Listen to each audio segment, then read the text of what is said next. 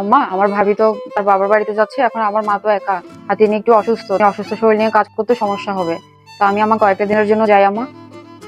না, যাওয়া যাবে না মা, যেতে দাও না। ভাবি যে ভাবির বাবার বাড়িতে গিয়েছে 6 মাসের বেশি হবে, যেতে দাও। আর আমি তো আছি, সব কাজ আমি করে নেবো, কোনো সমস্যা নেই। আমি যাওয়া যাবে না বলছি মানে যাওয়াই যাবে না। আর কোনো কথা হবে না কিন্তু। ঠিক আছে আম্মা। মা, কেন তুমি যেতে দিচ্ছ না ভাবিকে? আচ্ছা, তোকে বলে কি হবে বল, তুই কি বুঝবি? আরে মা, আমাকে একবার বলেই দেখো, আমি বুঝি কিনা দেখো তুমি।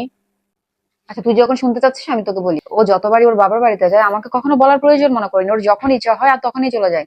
আর ওর বাবা মা কখনো একটাবারও আমাকে বলেনি যে আমার মেয়েটাকে আমরা নিয়ে যেতে চাই বিয়ে। বিদায়ের কিন্তু একটা ব্যাপার স্যাপার আছে। যখন তখন মন চাইলে যাবে, মন চাইলে আবার চলে আসবে, এভাবে তো আর হয় না। ওর বাবার বাড়ির মানুষ কি মনে করে জানিস? মনে করে যে মেয়ে বিয়ে দিয়েছে মানে এখানে আমরা সবাই তাদের কাছে বিক্রি হয়ে গেছি। আচ্ছা, তাহলে এই ব্যাপার। আচ্ছা মা, ভাবির মা যদি তোমাকে কল দিয়ে ভাবির বিদায় চেয়ে নেয়, তাহলে তুমি যেতে দিবা? তোমার কোনো সমস্যাই নাই। হ্যাঁ, অবশ্যই যেতে দিবো, কেন যেতে দিব না। একবার কল দিক আমার কাছে। এখনো পর্যন্ত একবার কলও দেয়নি আমাকে। তুই কিন্তু আবার তোর ভাবিকে এসব বিষয় নিয়ে কোনো কিছু বলতে যাবি না। আচ্ছা, এটা আবার কেমন কথা? আমি কি আমার শাশুড়িকে বলা ছাড়া আমি কি আমার বাবার বাড়িতে যাই? আর আমি তখনই যাই যখন আমার কাজকর্ম সম্পূর্ণ শেষ হয়ে যায়, যখন আমার ফ্রি টাইম থাকে। আর আমার বাবার বাড়ির মানুষরাও এটা বুঝে যে আমি যাচ্ছি মানে আমি ফ্রি টাইমেই যাচ্ছি। আর এখানে জিজ্ঞেস করার বা না করার তো কোনো প্রশ্নই আসতেছে না। আরে ভাবি, আপনার চিন্তা ভাবনা আর মায়ের চিন্তা ভাবনা এক না ভাবি। উনি হচ্ছে যে আগের যুগের মানুষ। ওনারা কি বা চাইবে বলে? আপনার বাপের বাড়ির মানুষ, আমার আব্বা আমাকে কল দিবে, কল দিয়ে মেয়ের বিদায় চাইবে। তারপর কয়েকদিন আগে থেকে এটা সেটা রেডি করবে, কিছু প্রিপারেশনের ব্যাপার স্যাপার তো আছে ভাবি। আর এটাই তো সৌন্দর্য। আচ্ছা, তাহলে এই ব্যাপার। আর আমি তো আরো অনেক বড় টেনশনে পড়ে গিয়েছিলাম যে কেন আমার শাশুড়ি আমাকে যেতে দিতে যাচ্ছে না আমার বাবার বাড়িতে। আচ্ছা, এটা তাহলে তো একটা সিম্পল ব্যাপার। আমার মা আমাকে কল না দিয়ে আমার শাশুড়িকে কল দিলেই তো হচ্ছে। তাহলেই তো তিনি আমাকে যেতে দিবে, তাই তো?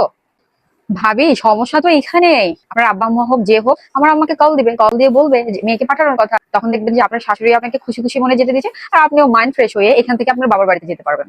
তুমি বলাতে আমি বিষয়টা বুঝতে পেরেছি, আর আমি সেম ভাবে আমি আমার মাকে বুঝিয়ে দিব। মা, ভাবির মা কল দিয়েছে, দেখো, কথা বলো। আসসালামু আলাইকুম বেআইন। ওয়ালাইকুম আসসালাম বেআইন। কেমন আছেন বেআইন? বেন হঠাৎ কল দিলেন, কি মনে করে? কখনো তো বেন কল দেন না। বেআইন, মেয়েকে কয়েকটা দিনের জন্য আনতে চাচ্ছিলাম, আমি কি আমার ছেলেকে পাঠাবো বেআইন? না না বেন, আছে না। বেআইন, মেয়ে আমার বাড়ি থেকে তার বাপের বাড়ি যাবে বলে কথা। একটু প্রিপারেশনের ব্যাপার স্যাপার আছে বেআইন। আমি কাল বা পরশু দিনে আপনার মেয়েকে পাঠিয়ে দিব, কোনো চিন্তা করবেন না।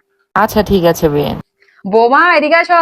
মা, বৌমা, তোমার মা কল দিয়েছিল তোমাকে নিয়ে যাওয়ার ব্যাপারে। বৌমা, আমি কি বাসায় মিষ্টি কিছু অথবা নাস্তা কোনো কিছু বানিয়ে দিব, নিয়ে যাবা?